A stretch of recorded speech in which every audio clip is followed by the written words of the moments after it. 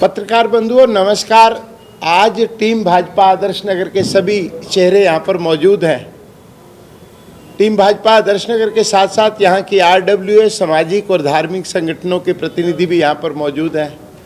आज 1 महीने की प्रचार यात्रा को विराम की वेला में मैं आपसे मुखातिब होकर आपके द्वारा जनता तक ये बात पहुँचाना चाहते हैं कि आदर्श नगर की जनता ने मेरे इन साथियों को, जिन्होंने चुनाव प्रचार की पूरी बागडोर संभाल रखी थी, इनको पूरा आशीर्वाद दिया है और मजबूत भरोसे के साथ ये बताया है कि दिल्ली में भारतीय जनता पार्टी की सरकार बनने जा रही है। आने वाली 5 तारीख को आदर्श नगर की जनता ने ठान लिया है कि इस बार कमल सरकार, भारतीय जनता पार्टी की सरकार, और उसके साथ अपने बेटे, अपने साथी राजकुमार भाटिया को उन्होंने आशीर्वाद देने का मन बनाया है। मेरे साथी 1 महीने में गली गली गए, मोहल्ले मोहल्ले गए। हमारा 100% चुनाव प्रचार में एरिया कवर हुआ है और एरिया कवर करते समय हम सब लोगों ने एक बात का ध्यान रखा कि मोदी जी की गारंटी को घर घर तक पहुंचाया। केजरीवाल द्वारा दिल्ली में पनपी बदहाली को घर घर तक पहुंचाया और जनता ने भी उसको स्वीकार करते हुए दिल्ली के बदलाव को स्वीकार किया है। आज ही एक इंडिया टुडे ग्रुप द्वारा एक सर्वे आया है, दिल्ली प्री पोल सर्वे, जिसमें स्पष्ट रूप से लिखा गया कि 27 जनवरी से 1 फरवरी तक एक सर्वे जो हुआ है और 70 की 70 कॉन्स्टिट्यूएंसी में यह सर्वे संपन्न हुआ है।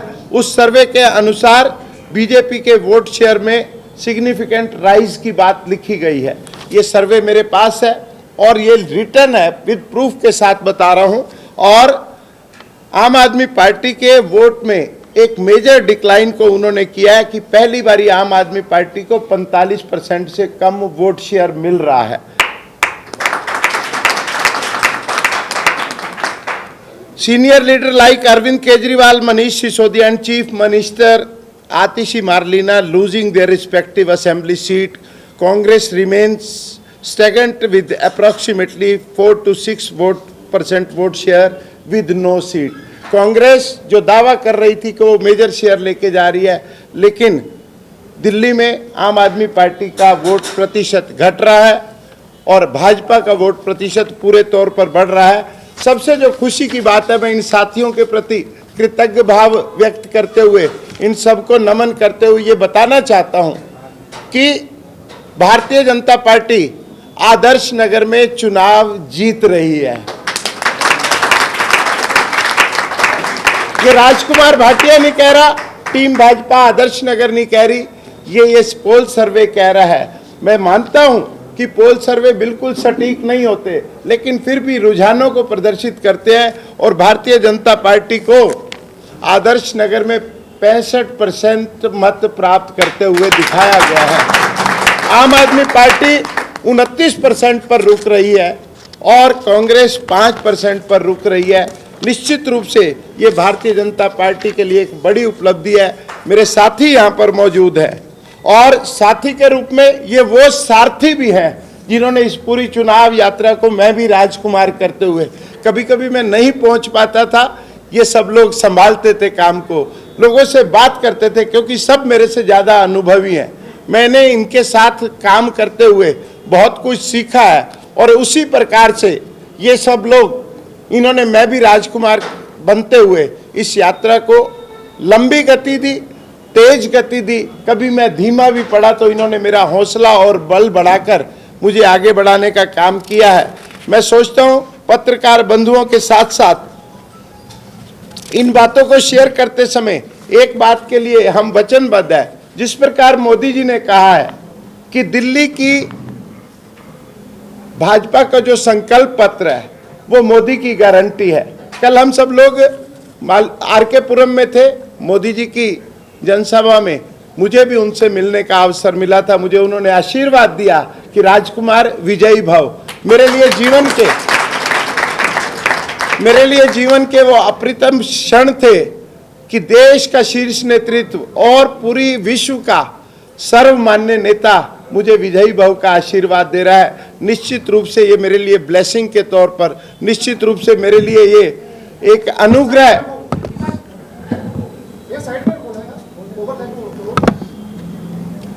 मेरे लिए ये ब्लेसिंग के रूप में था। और मैं तो सोचता हूं कि जनता का प्यार, मेरे साथियों की मेरे प्रति दुलार और मेरे साथियों का मेरे प्रति सहयोग, हर व्यक्ति एक ही बात। इस दौरान आपने भी बहुत बारी हमसे पूछा कि भारतीय जनता पार्टी का मुख्यमंत्री चेहरा कौन है। वहां तो अरविंद केजरीवाल जी हैं। तो अरविंद केजरीवाल जी अब मुख्यमंत्री चेहरा नहीं रहे, ये सर्वे बता रहा है। वैसे वो थोड़े जिद्दी किस्म के व्यक्ति हैं। उन्होंने पहले भी कोर्ट की अवमानना की है। कोर्ट उन्हें पहले ही कह सकता है कि आप मुख्यमंत्री नहीं बन सकते, लेकिन फिर भी वो जिद अपनाए हुए थे। लेकिन अब दिल्ली की जनता ने उन्हें नकार दिया है। मैं चाहूंगा कि मेरे साथी भी थोड़ी थोड़ी बात अपनी कहें, ताकि जो उनके अनुभव है, जिस प्रकार का उन्होंने अनुभव इस चुनाव के दौरान में किया, वो सब आपके सामने आए, जनता तक पहुंचे।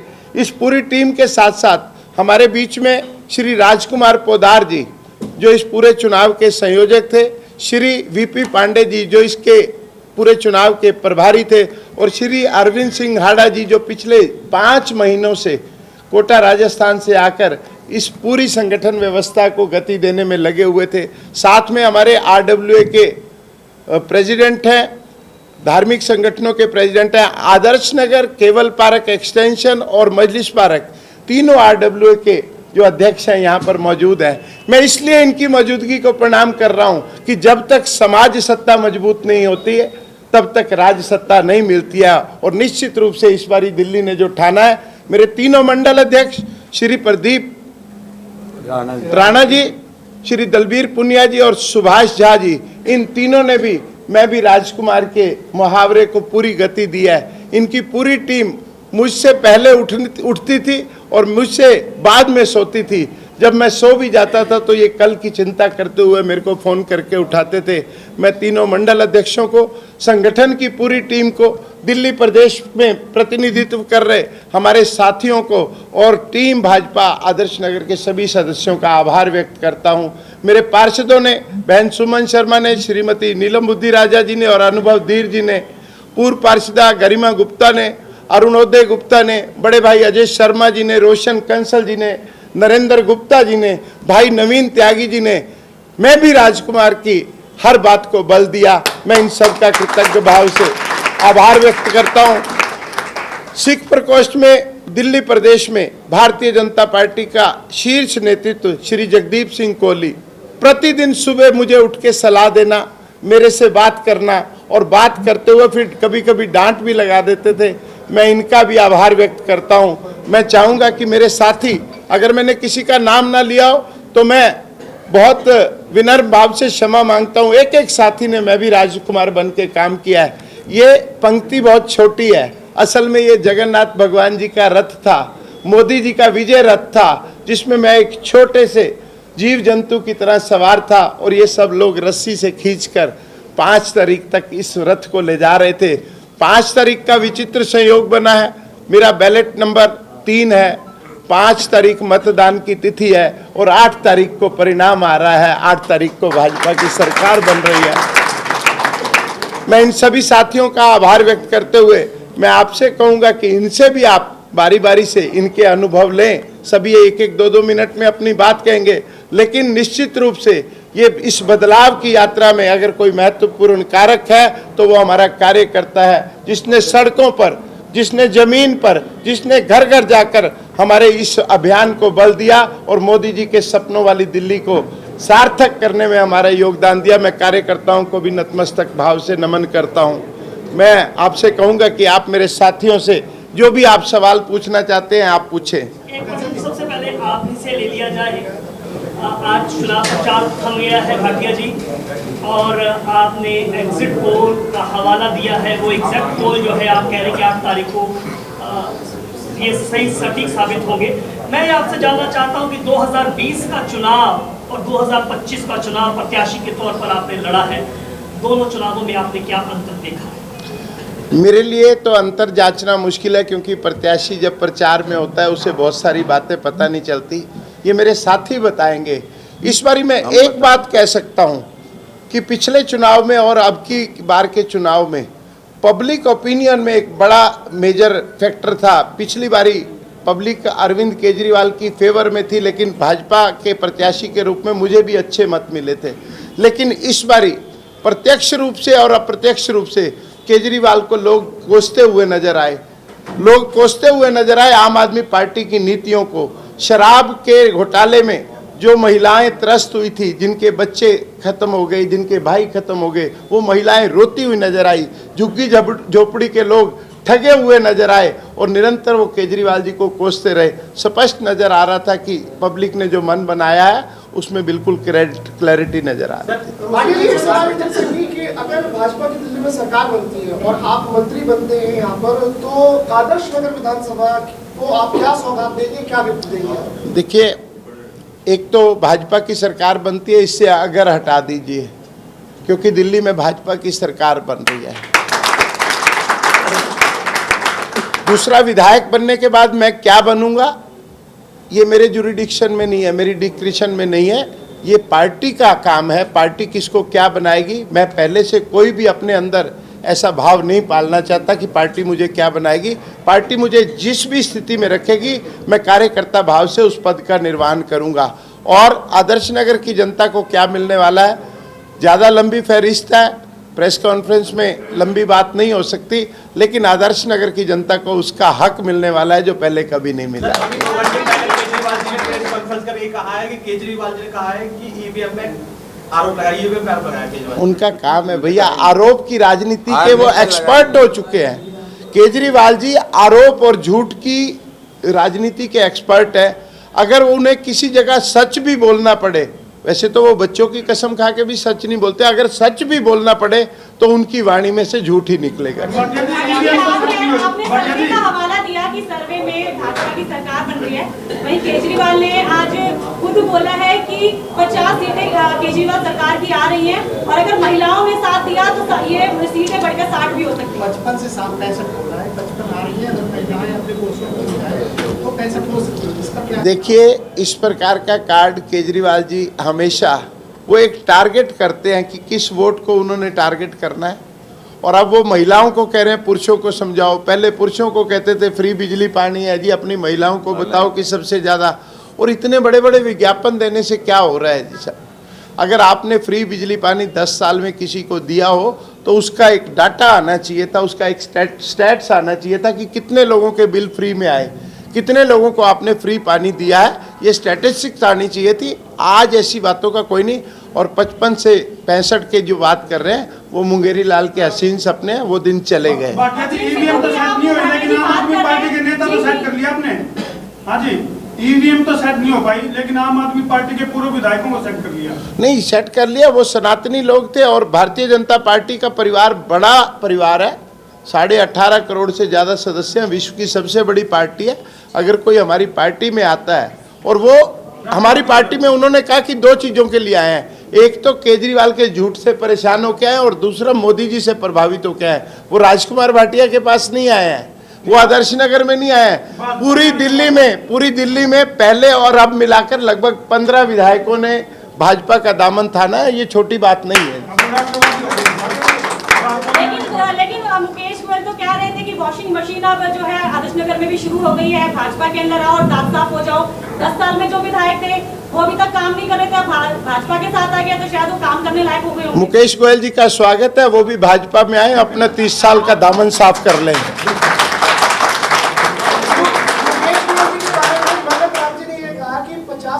बांटे हैं तो क्या सर भाजपा भी इन वोट खरीदेगी या प्यार से जीतेगी? देखिए, भाजपा दिल की राजनीति करते हैं, वो चमक और धमक की राजनीति करते हैं।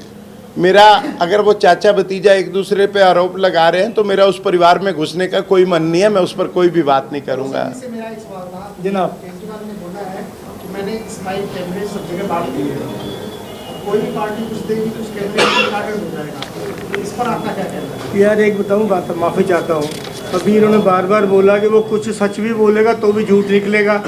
और कल हमारे आसाम के मुख्यमंत्री ने बोला वो झूठा नहीं है, झूठ की मशीन है।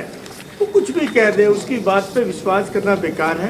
केजरीवाल जी जा रहे हैं, भाजपा आ रही है, कुशासन जा रहा है, सुशासन आ रहा है, गंदी हवाएं खत्म हो रही हैं, अच्छी हवाएं आ रही हैं। वातावरण अच्छा होगा। दिल्ली देश की राजधानी है। आज तक तो मोदी जी दिल्ली दिखाने जा नहीं पाते थे कि क्या दिखाऊं इस सड़ी दिल्ली को, देश की राजधानी दिल्ली के दिल को। लेकिन अब दिल्ली देखने लायक होगी। आप 8 तारीख की शाम को रिजल्ट देख लेना और 9 तारीख को हमारे विधायक प्रचंड बहुमत से जीत के आ रहे हैं और दिल्ली में प्रचंड बहुमत से भाजपा की सरकार बन रही है। कोई माई का लाल तो रो भगवान को, भगवान की तो इच्छा अलग है, लेकिन कोई केजरीवाल जैसा झूठा या और कोई अब रोक नहीं सकता। क्यों? अभी आपने एक ने बात बोली, आपकी बात का जवाब दे दूं। 2020 और 25 का मैं जवाब दे रहा हूं आपको। 20 में आए, ये हारे नहीं, इन्होंने कहा मैं हारा नहीं हूं, और जो 25 में इनका वोट प्रतिशत बढ़ा है, ये 5 साल कहीं मैं हारा नहीं, मैं विधायक हूं और जनता ने इन्हों को ही विधायक मान के जो 5 साल इन्होंने सेवा की, कोरोना काल भी उसमें निकल गया, शराब का दिल्ली की मंडी भी यही निकल गई। इन्होंने जो सेवा की है कोरोना काल में, और जो रोटी बैंक में की है, दवाई बैंक में की, स्वेटर बैंक में की, बच्चों को किताबें दी, पेन दिए, पढ़ाया लिखाया, झुग्गी झोपड़ी सेवा बस्ती में 5 साल ये आदमी विधायक ना होते हुए भी विधायक बन के घूमा, किसी की बात को रोका नहीं और इसके जीवन में ना शब्द नहीं था। कोई भी आ गया ना तो ना नहीं, हाँ मैं हाजिर हूँ ना जी, आपका बेटा हाजिर है, आपका भाई हाजिर है। इसलिए आपकी बारी प्रचंड बहुमत से राजकुमार भाटिया जी आदर्श नगर विधानसभा के विधायक बनने जा रहे हैं। और आदर्श नगर विधानसभा का जो नाम है आदर्श, जो इन्होंने बेड़ा गर्क किया 27 साल राज करके, अब वो आदर्श नाम आदर्श हो जाएगा और आदर्श विधानसभा बनेगी। बहुत बहुत धन्यवाद। जो है कौन से आपको कमजोर नजर आ रहे हैं और पिछली बार के कौन से कमजोर थे या वो स्ट्रांग हो गए हैं, उन बूथों के बारे में? देखिए, मैंने ये प्रेस कॉन्फ्रेंस में अपने बूथों के बारे में विश्लेषण करने के लिए, क्योंकि ये नीतिगत फैसले हैं, मैं इस पर कोई भी बात नहीं करूंगा। मैं चाहूंगा कि चुनाव प्रचार के बारे में और चुनाव में जो अनुभव आए हैं वो मेरे साथियों से आप वो पूछ सकते हैं। नवीन जी, आप बताइए कि इस चुनाव में कैसा आपको अनुभव मिला, क्या जनता ने आपके सामने मुद्दे रखे? पहले तो आप सभी हमारे जो प्रेस के बंधु हैं उनको हाथ जोड़ के नमस्कार है। और अभी भाटिया जी ने इस चुनाव के बारे में बहुत बताया। इनके साथ हमारी जो पूरी टीम और मैं भी, हम लगातार 1 महीने तक पूरे क्षेत्र में हमने संपर्क किया है, डोर टू डोर किया है। हमने सभी ये झुग्गियों में भी, धीरपुर जहाँ पहले कमज़ोर था वहाँ भी, आज़ादपुर, हर क्षेत्र में हमने जो चीज़ का हमने जो ये संपर्क किया है। लेकिन पहले में हम में ये ज़मीन आसमान का अंतर है। पहले में हमें ये समझाना पड़ता है, हमें जो ये समझाना पड़ता था, लेकिन अब लोग बाग हमें ही जो समझाने जो पे लगते हैं कि अरविंद केजरीवाल ने ऐसे किया, अरविंद केजरीवाल ने ऐसे किया। और दूसरे हमारा जो ये सबसे बड़ा प्लस पॉइंट है, ये जो सामने वाले उम्मीदवार मुकेश गोयल हैं, उनकी बहुत नेगेटिव जो उस चीज़ का है इस समय। सर, एक बड़ा सवाल यहाँ पे बहुत जरूरी हो गया है। एक बड़ा सवाल ये कि हमने देखा कि पवन शर्मा जी आ गए हैं। पवन शर्मा जी का आपने आदर के साथ भारतीय जनता पार्टी के परिवार में स्वागत किया है। सिटिंग एमएलए रहते हुए, आम आदमी पार्टी में रहते हुए मुकेश गोयल जी ने अपशब्द बोले थे, उस पर क्या कहना है? देखो, वो उनके संस्कार हैं, लेकिन ऐसा मतलब ये भला विधायक भाई पूरी दिल्ली में नहीं होगा। कोई बुला लो, किसी जो ये समय बुला लो, बस एक कमी रही इसकी, ये धनबल, और वो इसने नहीं इकट्ठा करा, वो चीज़ नहीं से जो आगे केजरीवाल तक जो है हुआ। और जो है कैंडिडेट, उनके पास ये जो ये भारी मात्रा में जो उस चीज़ का था, बस ये जो कमी इस जो ये विधायक की रही, इसीलिए इनका ये टिकट, ये 10 साल इन्होंने जो काम करा, काम जो भले ही कुछ कम करे हों, मैं कह रहा हूं, लेकिन भाई व्यवहार में, मिलनसार में और हर चीज में इनका और कोई ये जवाब ये पूरी जो ये दिल्ली में नहीं था। इनके व्यवहार को देखते हुए हमने इन्हें लिया, ये बाइज्जत से सम्मान इन्हें हमने अपनी जो पार्टी में शामिल किया है। शर्मा जी, आपका जो मुकेश गोयल जी हैं वो आपको निकम्मा कह रहे हैं, कि वो कह रहे हैं कि निकम्मे थे इसीलिए वो दूसरी पार्टी में चले गए हैं, तो क्या कहना चाहेंगे उनके जवाब? वो नहीं गया दूसरी पार्टी। मुझसे पहले तो वो निकम्मे थे। 25 साल जिस पार्टी ने भाई मुकेश गोयल जी क्या थे? मुकेश गोयल जी एक आटा चक्की चलाते थे, मिट्टी का तेल बेचते थे। 25 साल कांग्रेस पार्टी ने सब कुछ उनको बनाया और इतना माल इकट्ठा किया आज आप जो देख रहे हो। और वो देख के कि भाई यहाँ लुटिया डूब गई है, कांग्रेस का बेड़ा गर्क कर दिया उन्होंने। 25 साल में कांग्रेस का ऐसा काम कर दिया कि एक पेड़ होता है ना जिसके नीचे घास भी नहीं उगती, वो काम कांग्रेस का कर दिया। और अब आम आदमी पार्टी में मलाई खाने के लिए आगे देख लिया कि आम आदमी पार्टी में अब मलाई चालू हो गई है। भ्रष्टाचार के विरोध में पार्टी बनी थी और अब पार्टी भ्रष्टाचारी हो गई है तो मलाई यहाँ पे मिलेगी, तो अब जो है आम आदमी पार्टी में आ गए। तो ये अपने अपने सोच है, संस्कार हैं। मैं मानता हूं कि 10 साल में आम आदमी पार्टी से विधायक रहा, पार्टी ने सब कुछ दिया और मेरा पार्टी छोड़ने का कारण यही था कि 2-4 नेताओं को छोड़ के बाकी सारे के सारे नेता भ्रष्ट हो गए हैं। जो विचारधारा थी पार्टी की वो विचारधारा टोटली बदल गई है, पहली बात। दूसरी बात ये कि पार्टी में मान सम्मान नहीं रहा। आत्म सम्मान भी आदमी का होता है और हम अपने आत्म सम्मान के साथ समझौता नहीं कर सकते। हम जमीर वाले लोग हैं, सनातनी लोग हैं, धर्म को मानने वाले लोग हैं, कर्म को मानने वाले लोग हैं। तो यहाँ पे आदर्श नगर विधानसभा में आम आदमी पार्टी के मुखिया अरविंद केजरीवाल की जनसभा हुई तो मेरे पास जो है पार्टी की तरफ से कोई इन्फॉर्मेशन नहीं आई, और बड़े बड़े नेताओं की हुई, कोई इन्फॉर्मेशन नहीं आई। तो ये आत्मसम्मान है मेरा भाई। जब आम पार्टी को मेरी जरूरत ही नहीं है, पार्टी अपने विधायक को जो है पार्टी का मुखिया जनसभा कर रहा है आदर्श नगर में, और आदर्श नगर में आम आदमी पार्टी का विधायक पवन शर्मा है, उसको इन्फॉर्मेशन नहीं दे रहे हो तो इसका मतलब क्या हो? हमारी बेइज्जती कर रहे हो। इस वजह से जो है छोड़ के आए इधर। पिछले 10 साल से मैं देख ही रहा हूँ, माननीय नरेंद्र मोदी जी, अमित शाह जी, सीनियर लीडरशिप भाजपा की पिछले 10 साल से जिस प्रकार से राष्ट्र की सेवा, देश को सर्वोपरि रखना, सनातन धर्म की रक्षा करना, विश्व में जो है भारतवर्ष को नंबर 1 बनाना, विश्व गुरु बनाने की लाइन में भारत को सबसे आगे लेके जाना, इस विचारधारा को देखते हुए जो है भाजपा ज्वाइन टिकट कटने के बाद आपका मन तो लगता है कि बदल चुका है, क्योंकि चिट्ठी बड़ी वायरल हो रही, 17 विधायक की लिस्ट, उसमें आपका भी नाम था। ये भी अमित शाह जी से मिलने का टाइम मांगा जा रहा है, तो उसके बाद जो है कि थोड़ा आप शांत बैठ गए। तो क्या ये चिट्ठी वगैरह सच थी जो लिखी गई थी अमित शाह जी? देखिए, चिट्ठी तो वो फर्जी थी बनी हुई मेरे हिसाब से भाई। ना तो मेरा लेटर पैड था। अब किसी के लेटर पैड में अगर आपका भी नाम कोई लिख दे तो आप क्या करोगे? वो उसके लिए मैं कुछ नहीं कह सकता, वो फर्जी था सिस्टम मेरे हिसाब से। जो है भावना गौड़ जी का लेटर था जो है वो, और भावना गौड़ जी से मैंने पूछा था तो उन्होंने कहा कि भाई साहब ये मैंने नहीं लिखा है, वैसे ही है। नीलम जी, मेरा आपसे सवाल था, इस इलेक्शन का कांग्रेस को किस तरह से देखेंगे आप इस चुनाव में? कैसा, कितना रोल, कैसा? कांग्रेस का कोई रोल नहीं है और आप पार्टी का भी कोई रोल नहीं है। सब भारतीय जनता पार्टी की भारतीय जनता पार्टी की सरकार बन रही है, क्योंकि हमने जब घरों में जाकर संपर्क किया, भाई राजकुमार भाटिया के जब सभी बहनों ने माथे पे तिलक लगाया, इससे एक संदेश जाता है कि भारतीय जनता पार्टी के कार्यकर्ता क्या चाह रहे हैं। भारतीय जनता पार्टी की दिल्ली में सरकार बन रही है और आदर्श नगर विधानसभा से भाई राजकुमार भाटिया जी विधायक बन रहे हैं। भाटिया जी, इतने दिन का प्रचार का वो खास अनुभव आप शेयर करना चाहें जो है? देखिए, मैंने पहले कहा है, आप थोड़ी सी देर से आए हैं।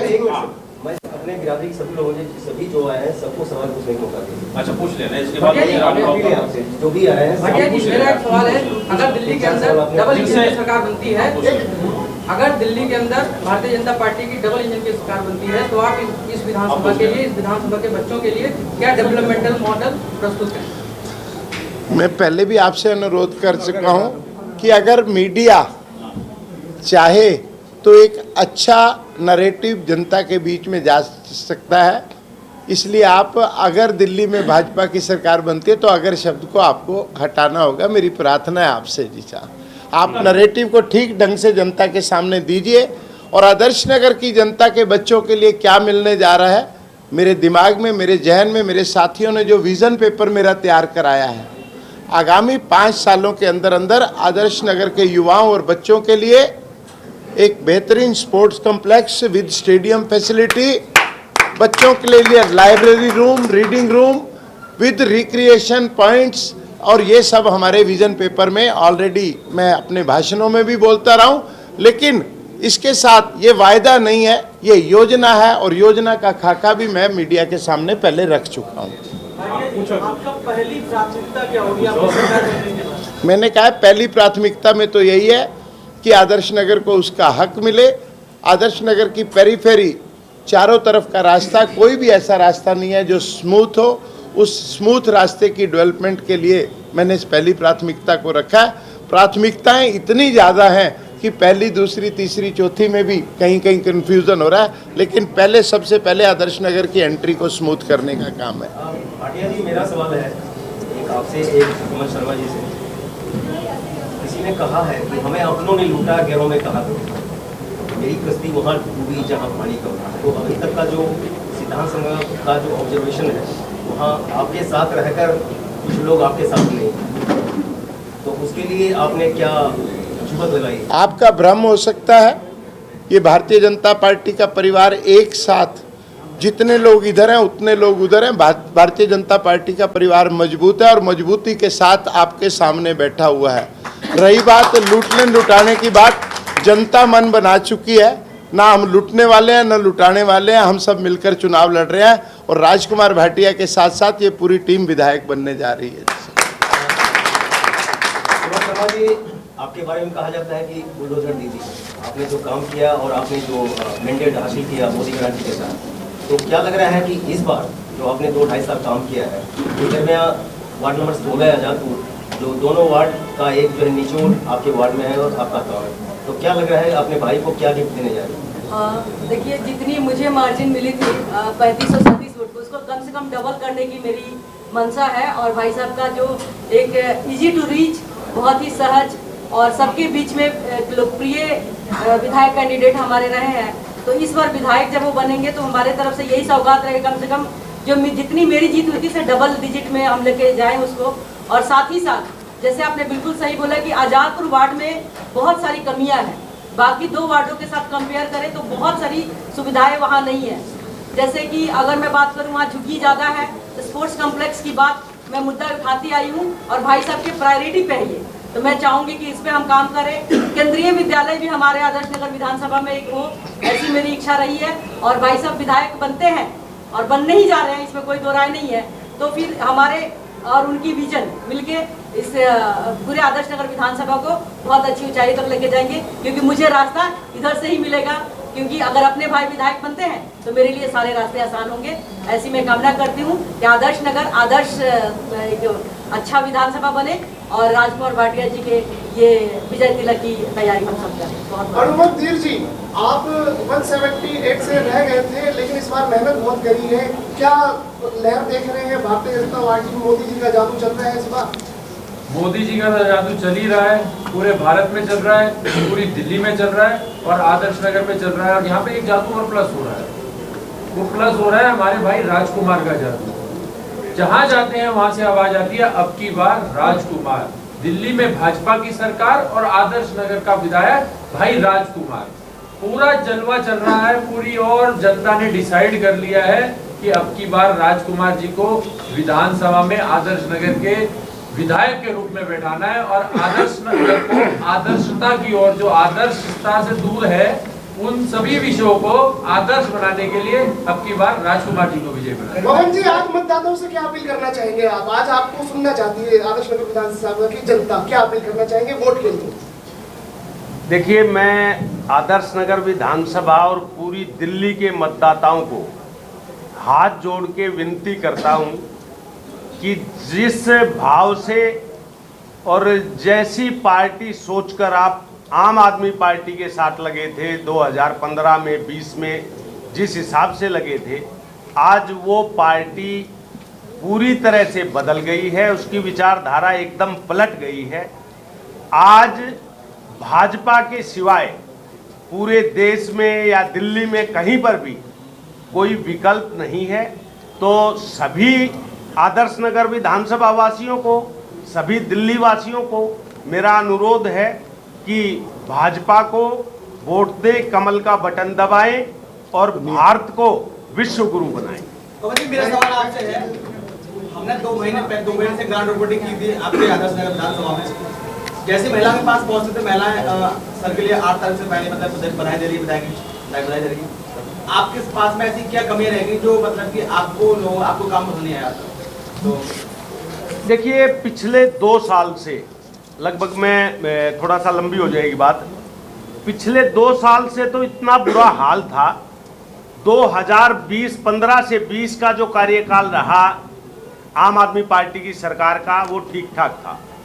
2020 के बाद दोबारा 62 सीटें आने के बाद आम आदमी पार्टी के नेताओं का दिमाग खराब हो गया और 2021 में कोरोना में कोई विधायक फंड नहीं दिया गया, बीच में 4 करोड़ रुपया दिया और अब लास्ट में आके जून जुलाई में एकदम से जो है आम आदमी पार्टी के शीर्ष नेताओं ने देखा कि भाई काम वाम कुछ हुए नहीं, सारी सड़कें टूटी हुई हैं, सीवर ब्लॉक पड़े हैं, लोगों को गंदा पानी जा रहा है, तो 10-10 करोड़ रुपया जो है विधायकों को दिया।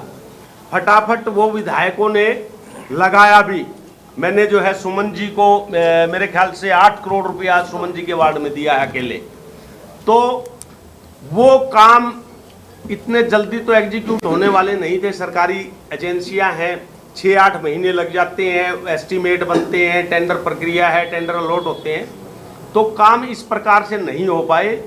अन्यथा जैसे राजकुमार जी ने कहा कि भाई हम अपना ये पीछे जो आदर्श नगर की बैक साइड में मालिकराम टंडन रोड के पास ज़मीन पड़ी थी जो मेट्रो को दे रखी है लीज पर, जल बोर्ड की ज़मीन है, पीडब्ल्यूडी की ज़मीन है, वहाँ पे कुछ, वहाँ पे मैंने भी कई बार लेटर लिखे, मुख्यमंत्री जी से मीटिंग भी की कि भाई कोई स्पोर्ट्स कोई डिस्ट्रिक्ट पार्क टाइप का या इस टाइप का कोई सिस्टम बना जाए, क्योंकि वो जगह एनक्रोच होने लग रही थी, झुग्गियाँ बढ़ रही थी। तो इस प्रकार की कोई सुनाई नहीं थी। तो आम आदमी पार्टी के नेताओं को इस चीज़ का अभिमान हो गया कि दिल्ली के लोगों को हमने खरीद लिया है एक तरह से, वो वोट तो हमें ही देंगे। लेकिन इस बार उल्टा होने जा रहा है। दिल्ली के लोग इस बात को समझ चुके हैं कि अब आए दिन हर रोज जो है अरविंद केजरीवाल जी कभी 7 गारंटियां, कभी 11 गारंटियां, मतलब हड़बड़ाहट में दे रहे हैं। लेकिन पब्लिक में, दिल्ली के लोगों में ये साफ मैसेज है। पंजाब के लोग भी रो रहे हैं, वहाँ पे 1000 रुपये महिला सम्मान राशि का अनाउंसमेंट करके आए थे, 2.5 साल हो गए, आज एक पैसा नहीं आया। तो ये 2100 यहाँ पे इन्होंने ड्रामा किया, तो ये भी नहीं आने वाला है।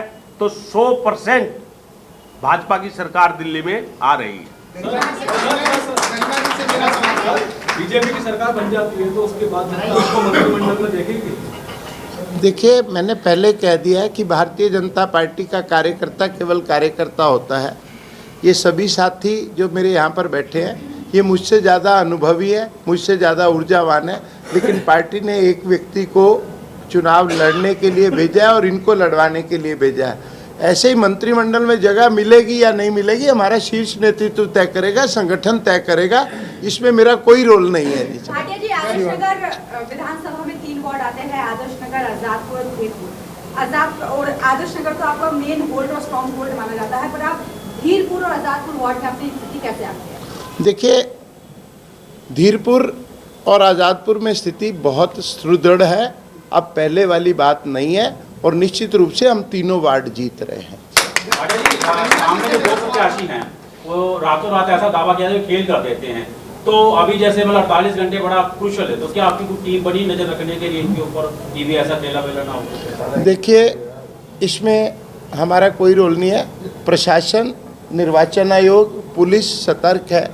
और दूसरी बात, अगर वो खेल ही कर रहे होते तो फिर फेल क्यों हो रहे होते? जी सर,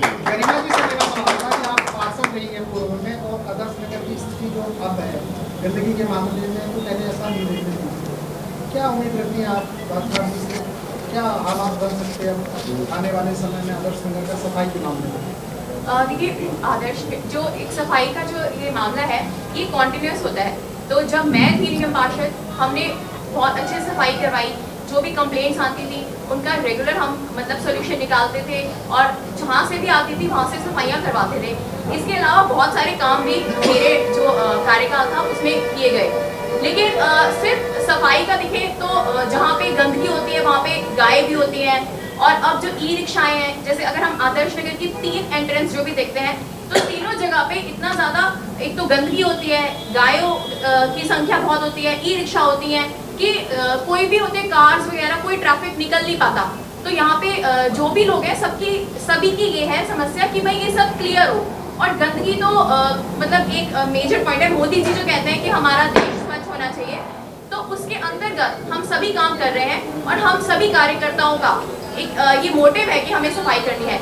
राजकुमार भाटिया जी जो कि बहुत ही अनुभवी हैं और बहुत ही पुरानी कार्यकर्ता, ऊर्जावान, और उन्होंने हमेशा ही मतलब इन कामों से वो पूरे रूबरू हैं, उन्हें पता है।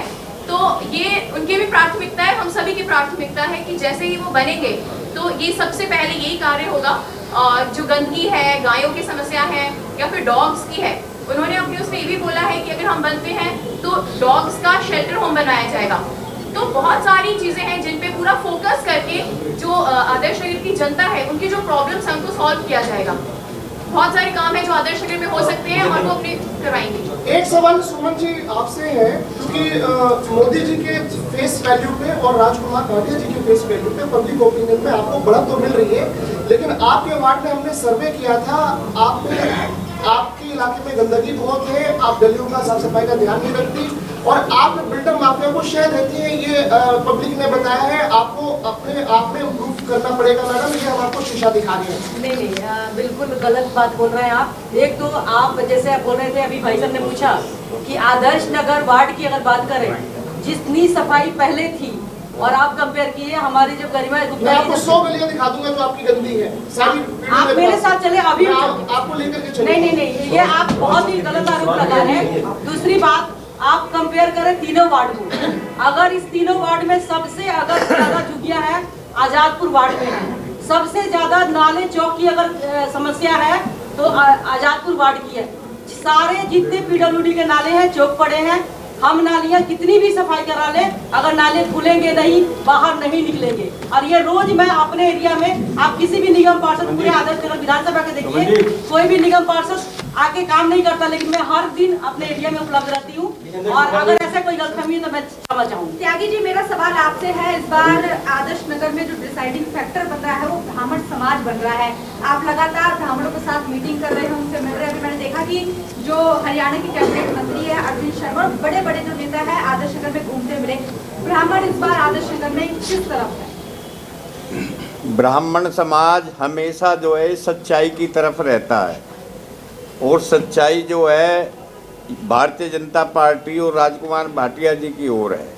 इसलिए जो पूरे ब्राह्मण समाज ने क्या, और भी मतलब 35 बिरादरी में ख़ास तौर से ब्राह्मण समाज ने भी ये जो है निश्चय कर लिया है कि हमने अपना जो समर्थन जो राजकुमार भाटिया जी को दिया है, भारतीय जनता पार्टी को दिया।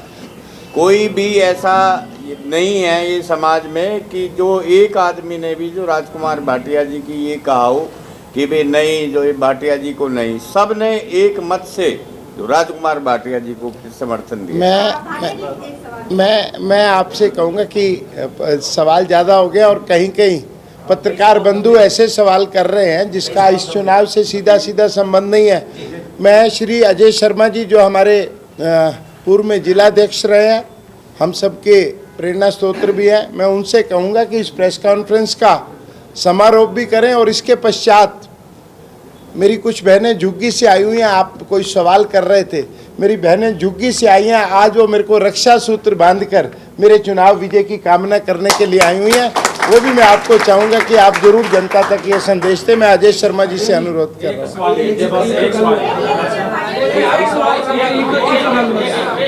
कहो ना, मैं नहीं कह सकता, मेरे को मैं थोड़ी सा रिपोर्टर बंधु। हाँ जी, प्रेस में एक मिनट रुकेंगे आप। ये प्रेस बंधु अभी बोल रहे थे कि आपने 100 वीडियो सुमन शर्मा जी के वार्ड में बनाए, क्या आपने प्रेजेंट जो उम्मीदवार हैं मुकेश गोयल जी, उनके वार्ड की आपने सराय में बड़ोला के मजलिस भारत में आपने वीडियो बनाई कोई? बस हो गया जी, कितने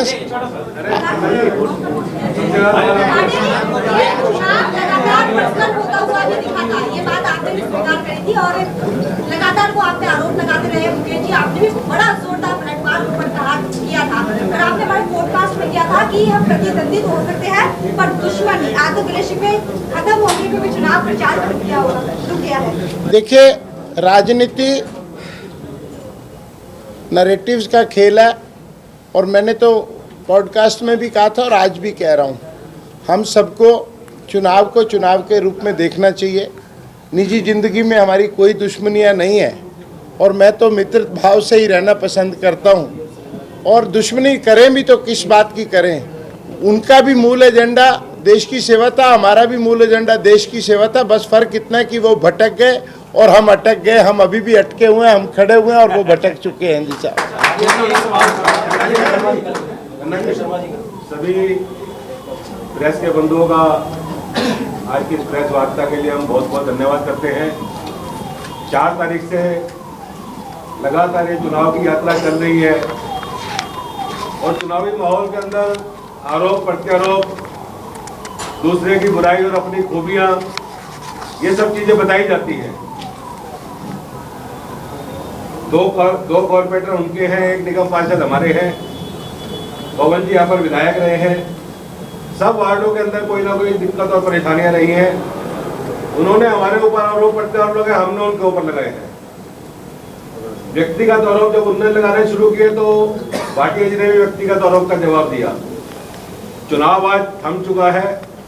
चुनाव के अंदर भारतीय जनता पार्टी के सभी कार्यकर्ताओं ने, हमारे मंडल के अध्यक्षों ने और जो ये नेता बैठे हैं, इन नेताओं को छोड़कर हजारों कार्यकर्ता जिनके बारे के अंदर हमें पता नहीं, मीडिया के अंदर जिनकी शक्ल पता नहीं, जो घर घर जाके प्रचार कर रहे हैं, पार्टी का काम मजबूत कर रहे हैं, ऐसे सब कार्यकर्ताओं के दम पर, मोदी जी के चेहरे के ऊपर, भारतीय जनता पार्टी नीतियों के ऊपर आदर्श नगर विधानसभा से हम ये चुनाव जीत रहे हैं।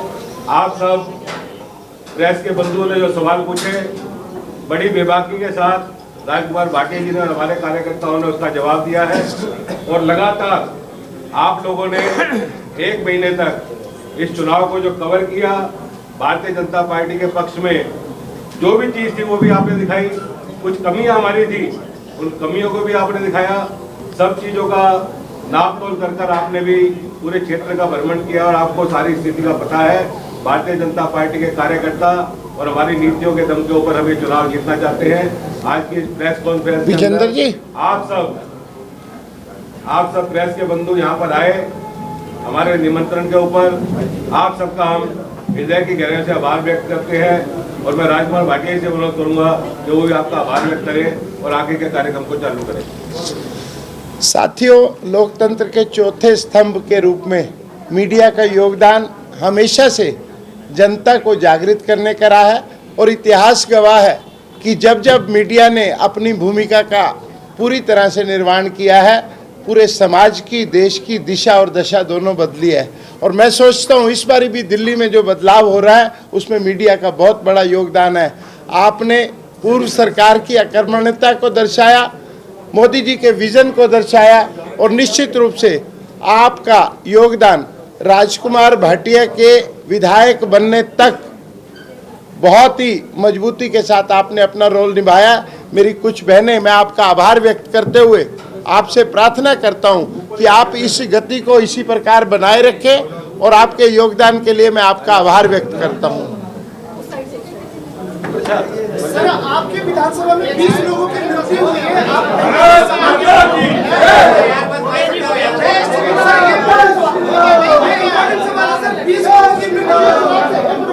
सर, आप जिन महिलाओं के सम्मान की बात कर रहे हैं, 20 लोगों की मृत्यु हुई है। एक ब्लॉग की अभी ब्रेकिंग न्यूज लेकर के आया हूँ मैं। गुजराती समाज की महिलाएं प्रताड़ित है, 20 लोगों की मृत्यु हुई है शराब से। क्या वहाँ पे शराब माफिया को आप रोकेंगे? इसका जवाब दीजिए आप, तब सम्मान होगा महिलाओं का। देखिए, मैंने चुनाव लड़ने से पहले और चुनाव के दौरान दहशतगर्दी, शराब, जुए के खिलाफ पहले भी आवाज़ उठाई थी और आज भी उठाऊंगा। मेरे प्राथमिक एजेंडे में है कि जो अवैध शराब बिक रही है उसको तुरंत बंद किया जाएगा।